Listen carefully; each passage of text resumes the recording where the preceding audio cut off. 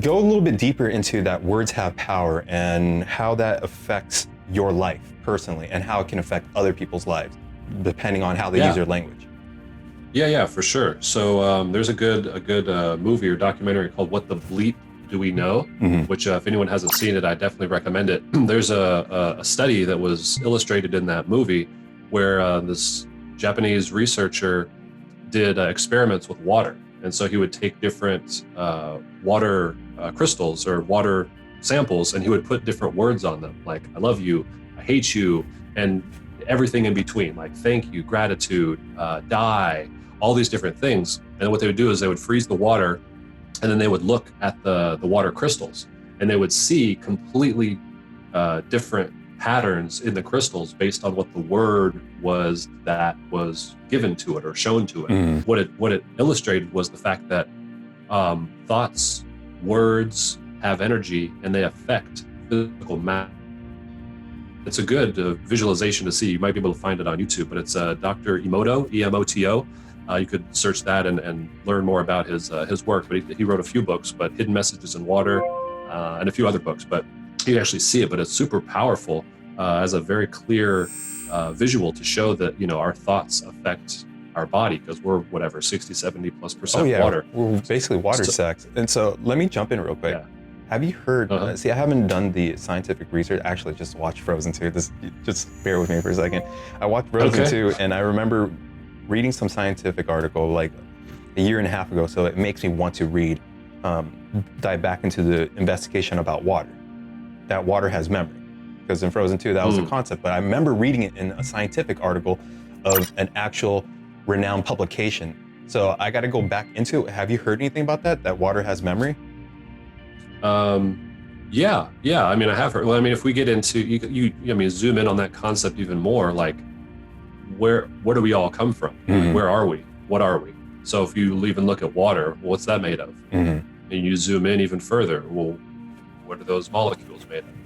You zoom in, what is that made of? Like everything is made of the same thing. So if we talk about the ether or the collective consciousness, or whatever it may be, like we all have infinite memory. We're all connected to the source from which we come from, right? So sure, water. I'm sure water has memory, but we also can tap into infinite intelligence of our being, because we all come from the same consciousness. Like this is a projection or a hologram that's being played out in this 3D time space.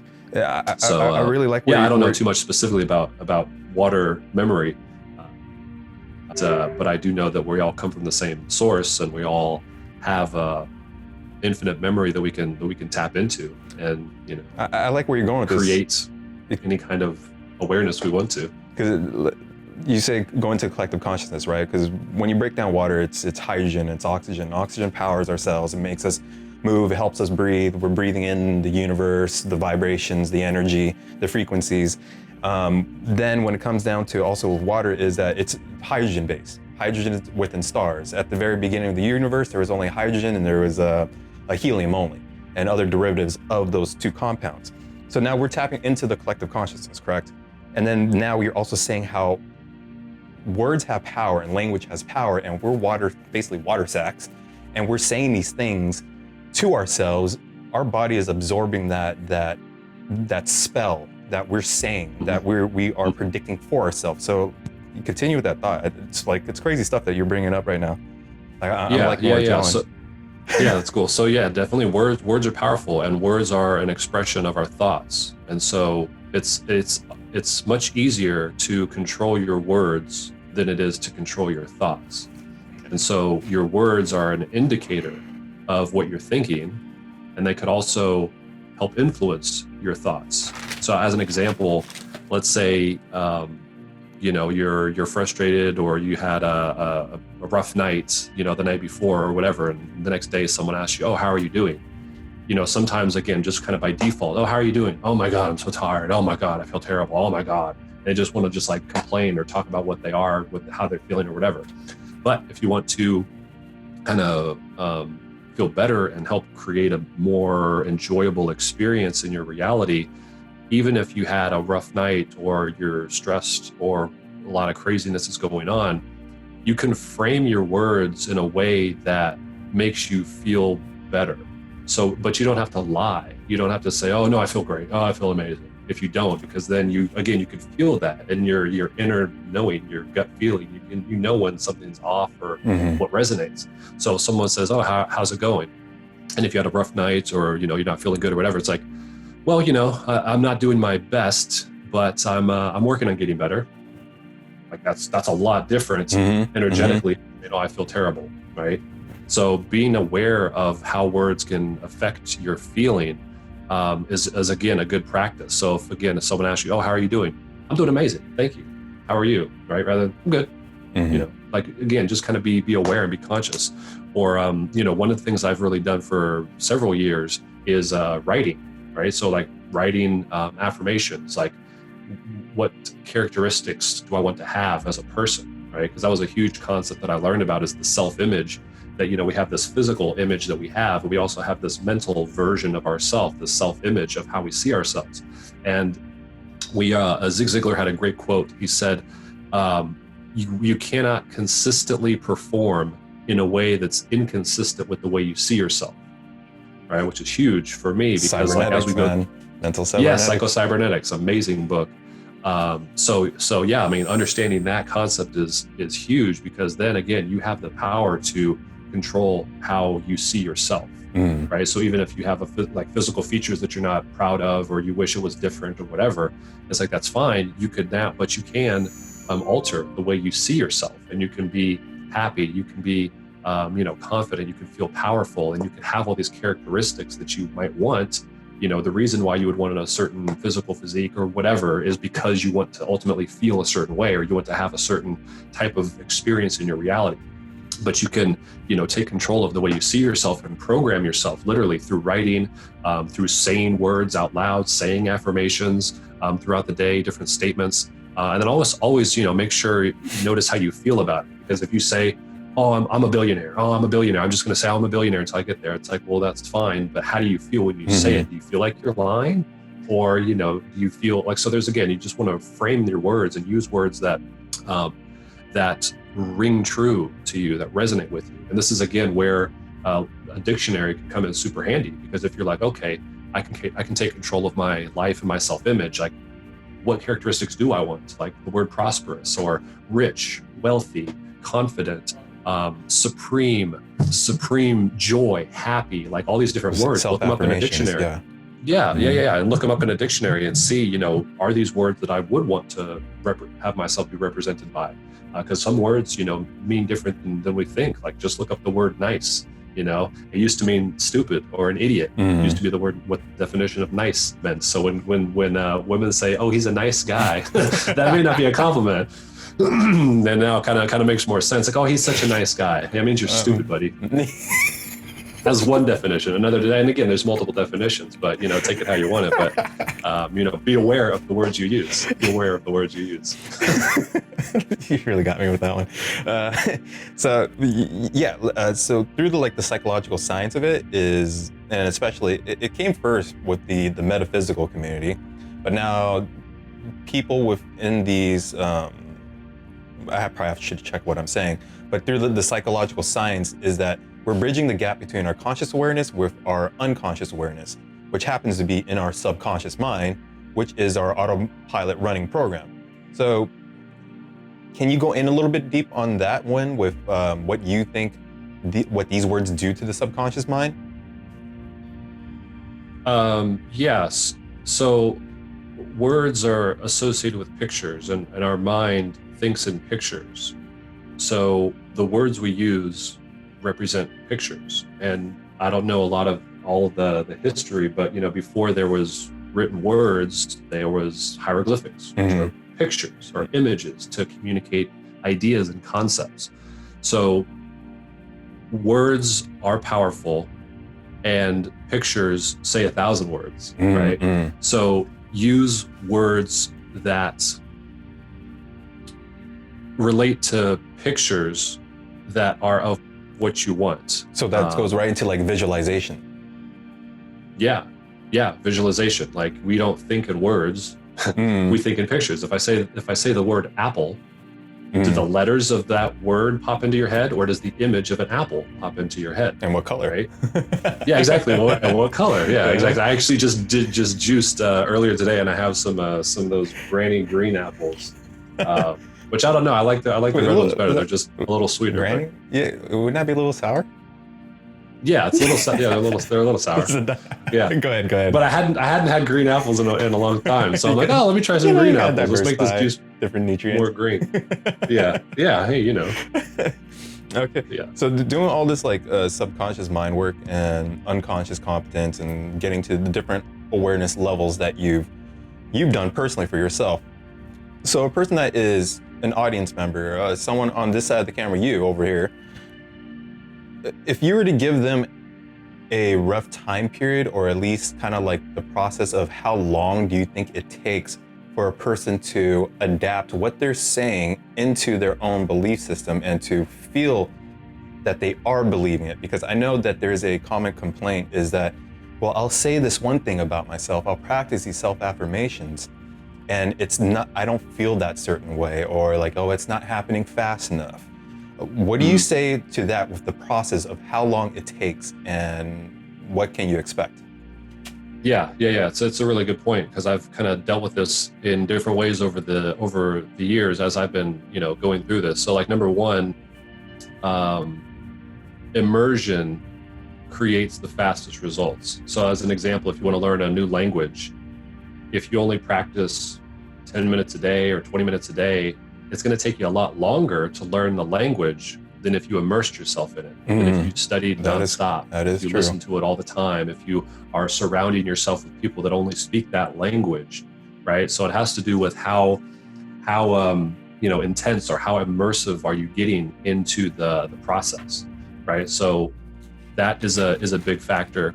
But also, like, it's good to not put a time limit on it. I know this is challenging because I've always back in years ago, I'd be like, oh, I want it to happen now. I want to say it once, and then it's completely different, right? It's like, well, we've had momentum up to this point to get us in our lives to where we are now. So it's gonna take a little bit of time to shift and turn the boat around, or whatever the situation may be. So be patient, but also again, kind of being aware of the words that you use. When you say the words, or when you're, writing the words or the affirmations or whatever it is, frame it in a way where it feels true to you right now. So again, this is where looking up words in the dictionary will help, but also being general with the statements. So again, rather than saying, I'm a billionaire, or I'm a multimillionaire, if you're not there, then you may or may not want to use that phrase. But if you did say, I am a prosperous being, I am open to receiving more and more money doing what I love. I am grateful for the opportunities to create more wealth in my life. So kind of just wording it in a way where it is true when you're saying it, right? Or it resonates as true. So definitely, structure the words you use, or the affirmations you use, or the visualization or the images you use, structuring that, and then realizing, it's not a race, right? You're not here in competition against other people. You're simply here as a being to create your kind of experience or your reality. So realizing it's not a race, you don't have to, compete against other people. You can look at other people and say, oh my God, look how successful or how much they have. But you don't necessarily have to compare yourself to them, because you have no idea what their life path has been. You don't know what they grew up with. You don't know the environment they had. Maybe they have a completely different, genetic structure where it's easier for them to accomplish certain things, right? Everyone has different brain wiring, right? Some people are really good at math. Some people are great at playing musical instruments. Some people are really great at fixing things. Everyone has a unique kind of gift or skill set. And so this is a really good concept as well, as being becoming self-aware of what are you really good at, or what do you enjoy doing? What do you have a tendency to like to do? So if you're not good at sports, it's probably a good idea to not want to be a professional basketball player or a professional sports player. You kind of, through life, you'll be aware of what you're good at, what you're not good at. And so just kind of be aware. This is where like follow your bliss or follow your passion comes into play, because so many people, they go down a specific road because, again, that's what they were programmed to do, or that's what their family wants them to do, or that's what they think they should do, or whatever. But if you don't enjoy it, if it comes as a struggle to you, then that's an indicator that may not be the ideal thing that you're kind of quote unquote put on this planet here to do. So I really believe in that one. Yes, I believe in. Yeah, for sure. So it's like, anyone listening to this or watching this, if you're kind of not sure what you're meant to do or what you really enjoy doing, just kind of think back, like when you were a kid, like what did you really enjoy doing? Or even now, what types of things do you like to do? Do you like to write? Do you like to speak? Do you like to help others? Do you like to make things? Like kind of just think and like do different things, like take different classes if you're wondering like what else is out there, and go to a bookstore or just start looking on YouTube or Google and researching different things and kind of just seeing where your interest is, and always pay attention to your inner emotions, your your inner guidance system, your gut feeling of like what's best, and you'll be able to like be aware, like just kind of take a like use this as a game, even doing this today for a few minutes, or just as you go throughout the day, when you're like going somewhere, or if you're looking at something or watching a video or whatever it may be, like be aware of how you feel about it as you're watching it or as you're doing it, or like when people say certain things, just notice how it resonates with you or doesn't resonate with you, and just be aware. And the more kind of awareness you give to your gut feeling, the more it will be clear of when it communicates to you and when you're on the right track, and when you're off track. And anytime that you're off track and you feel bad or you feel off, like that's an opportunity to say, okay, either I'm not in the place where I should be, or I just have a perspective that's not serving me, right? Now, sometimes we may be in a new situation, but we just like feel nervous, but that doesn't mean you're in like a bad spot. Maybe it just means, oh, you're on the edge of doing something new or different, and like newness can create anxiety. So again, this is where like just life experience and trial and error can come into play. It's like, oh, well, I feel nervous, maybe I shouldn't do it. It's like, well, no, you feel nervous because maybe you should do it. And this is just like, your subconscious. Yeah, exactly. It's like your monkey mind or whatever is just trying to quote unquote keep you safe. And if you do something new, oh my God, that might not be safe. But if you do it, then it's going to lead you to new doors of opportunities. I mean, like, look, I'm doing all this with you and stuff, and it's amazing. And a lot of stuff I was actually very anxious about and fearful about, but now that I'm glad that I went towards that fear, like the avenues are starting to open up. So I completely agree with everything you're saying. I think that's wonderful advice, because I was gonna like starting to wrap this up. My question was to you, what should people do towards self-development? And you start hitting the list, my friend. You got any more tidbits? Keep them coming. Yeah, for sure. I mean, number one would be have a goal. Like have clarity on what you want your life to be like. Even before you read any other books or watch any documentaries or whatever, just kind of like think, what do I want for my life? Like, what do I want to do? Where would I want to live? I could live anywhere. Like if money wasn't an object, what would you be, do, or have? Take a few minutes and write that down, and just allow yourself to use your imagination and dream and think, clarify what you want. Now, whether you believe you can achieve it or do it or not right now that's fine, but just like writing about it, just letting yourself have that opportunity, because you can work towards that. Like when Elon Musk was just starting SpaceX, like I don't know, but maybe he like didn't have full belief. Oh yeah, we're gonna go to Mars, yeah, we're gonna do all this. Like when people have a vision, they don't necessarily have absolute faith that they're really gonna do it. Like Olympic athletes, when they're like, oh yeah, I want to win the Olympic gold medal, like, okay, do you believe it? What? I don't know. But they're going to train for it. They're going to that's what they want to do, whether they believe it or not. And so like a key thing is when you have these huge dreams, that's great, but also have kind of stepping stone goals that lead you toward that end result. So that's what I would suggest, just get clear on what you would want your life to look like and the type of person you would want to be, and, get as specific as you can, and then get pictures around it, create a vision board. And then just start, reading books, learning about things. Think and Grow Rich is a great one. Most of the Napoleon Hill books are great. Listen to an audio program that changed my life was an audio program called Your Wish is Your Command. It's on YouTube, I believe, so you can listen to it and get a lot of good information. That's what actually opened my eyes to understanding the power of health and like doing cleanses and optimizing our health so that we optimize our physical body's ability to think clearly, use the power that we have to ultimately kind of manifest our reality how we want it. Perfect. And so, wow, this is a lot. Whew. We have to listen to this one a few times. Yeah, you do. You hit me really hard here. Yeah. This is a lot of information to download and a lot of stuff we're going to be uploading for people to download. Yeah. So there we go. Now, starting to wrap this up, because like I'm telling you, I feel like we can go for a very long time, and this conversation that we're having is going to lead up to more conversations because I'm going to be editing this, and it's going to bring up a lot more questions for me to you. So now, what are you doing next? What are your next goals? Just fill us in. What's happening? Yeah, sure. So right now I'm here in Las Vegas. Just recently moved here from California, so I love it here. The people are great. So much to do. So I love being here. So I'm developing my business out here. If anyone listening, if you're a small business owner, if you know any brick and mortar businesses, what we do is we help small businesses get more customers from the internet.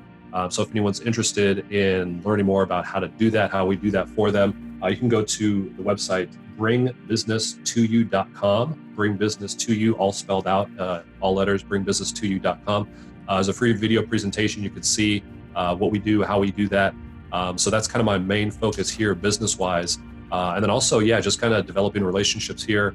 I have a few other goals and visions, which I'll share more at another time. But yeah, living, enjoying life out here, and continuing to be an inspiration and be a positive influence on other people throughout this great awakening and humanity transformation that we're going through.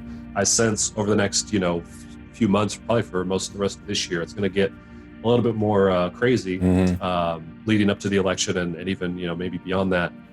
So it's going to be kind of a crazy ride over these next few months. So anyone listening and watching this, make sure that you understand the power that you have in your own reality for your perspective on life. Take to heart what we've talked about as far as your words, your thoughts, your focus, being at cause, realizing that no matter what happens outside of your reality, it doesn't have to negatively affect you unless you allow it to. So just kind of realize that you have the power, and that's what the deep state or the elites that are controlling things, they don't want people to realize the power that they have. And so an awakened population is their worst nightmare. And so that's what's happening. More and more people are waking up, more and more people are realizing, what's going on. So, I mean, it's happening. Like it's already done. We're just kind of playing out this human awakening because it's bigger than just this planet. It's bigger than just this planet. That definitely could go I'm not saying deep in the realm, we can go right into the cosmos with the information that I'm thinking that you're talking about right now. Yeah, well, we'll save that for another episode. Then we can mull over it and talk about it and like really develop it because I think people would be very interested, especially with the different dimensions. Even Trump just yesterday on an interview that he did with his son on a thing, he asked him about aliens in Roswell, and even Trump, he answered the question without answering the question. He's like, I've had so many people ask me about that, and he's like, I've heard a lot of, I've seen a lot of really interesting things there. I'm not not going to tell you what I know, but he's like, it's a lot of very interesting things there. And then his son was like, oh, so can you share with us? Can you declassify? And he's like, well, I'll have to think about it. And I'm sure he's itching to say stuff if there really is something there. Yeah, for sure. All right, so then it's So I was browsing through Instagram and Twitter. Twitter is kind of a dumpster fire. That's what Grover says. Because it kind of is true. People are always at each other. But what I've noticed is that people are saying that there's a spiritual awakening that's happening with all these events that are happening concurrently. So we're having this great upheaval and shift happening at the same time. And to add on what you're saying, it is very important to have to center ourselves and have the right mindset, the right emotions, the right actions to usher in this new era of spiritual development, psychological development, sociological development, whatever development you want to think, we need to uplift humanity. in our way. And I think you put Yeah. that in a very nice package, and that was beautiful. Anything you Sure. else want to add to that? Yeah, actually, just wrapping up as far as kind of that, it reminds me of a concept that one of my mentors shared with me. He's like, a lot of people they go through these like walls of fire. There's just like craziness that's going on. And he said, how you feel and how you act and what you do as you're going through the wall of fire is going to determine what happens when you get to the other side. Right. So as we're going through this wall of fire right now, collectively, what we do and how we feel and what we focus on as we're going through this is going to determine what we experience when we get out. So that's why it's good to be able to laugh. It's good to be able to realize, this too shall pass, to have faith and just trust that something bigger is going on. Jared? Lost Jared here.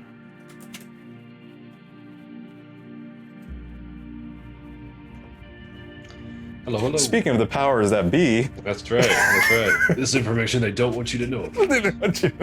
All right, so sorry about that. My internet's a little faulty. Got a bunch of different cell phones tapping into the Wi-Fi here. Right. Yeah, finish up your thought for me, please. Yeah, so basically, as we're going through this wall of fire, like how we feel and what we do as we're going through it will determine what happens once we get to the other side of it. So realizing that this is like shaping us, pressure creates diamonds, and so what we're doing, I sense, is we're creating the diamonds of humanity right now. We just happen to be going through this like intense pressure. So realize like this is a transformation, like caterpillar to the butterfly, right? Same kind of concept, and so that's what we're going through. So this is a great opportunity to, again, clarify what you want your life to be. Like, again, just kind of set aside everything that's going on outside, because realizing that as we're literally as humanity, we're going from the caterpillar to the butterfly. So if we know that's what's happening, then we know that's the outcome. So what do we want our life to be like once we're on that other side? And the more you can have clarity on that, the more you can feel good and focus on what you want now, the easier it's going to be and the more enjoyable that this transformation is going to be, rather than, resisting kind of what is and what we see. Just utilize this opportunity to focus on what you really want, and then create your own like universe, create your own, reality, your own experience of this reality. And then, be kind to people, be the change that you want to see, forget about everything that's going on outside. Just create your own, personal reality, how you want people to treat you, treat other people that you go through life that way. So yeah, just kind of use this as an opportunity to clarify your own preferences and, create your own ideal experience or your own heaven on earth, now. Yeah, we're all co-creators. We're tapping into the spiritual source of existence, of creation, of the void and nothingness, and to usher us into a new level of awareness, of upgrading us to that next level of awareness, because there's levels to this. We do need to work together. We need to co-create. We need to push forward in unison and get past the pressure that we're going through, because like you said, we're going to be made into diamonds, right? Well, the stars out there in the sky, they look like twinkling diamonds, and that's where I believe we should be. We're part of the infinite consciousness of infinite intelligence. And so I think that was beautiful what you said. I think that people can extract a lot of value from that, and it gives a message of hope and gives an outline to help us get to that next level. So in closing, I have a question to ask you. What is the big question people should start asking themselves? Who am I? Who am I? So simple. So yeah. I love it. So start with that. Start with who am I, and then second, what do I want? What do I want? What do I want? Yeah. That is great. All right. Yeah. So now, Jared, stay with me. I'm just going to close it out, and we're almost done here. But thank you for tuning in to the Org Unity podcast with Jared and myself, Scotty. I hope you've gotten great information out of this, and if you enjoy what you see, like and subscribe. If not, it's your reality. Just create whatever you want to create. Thank you so much, man. This is some killer stuff. This is some mind-blowing Jedi type stuff. That's what we do. That's what we do. It's who we are. And I'm really happy and I'm honored to have you on the show, and I want you to come back on, man. Yeah, I appreciate it, Thank brother. you. I appreciate it. Yeah, thank you. That was fun. All right, well, you have a blessed day, and thank you again. For sure. And just get it. Yeah. All right. All right, man. Bye, bud. Peace. Love you, man. All right, love you, brother.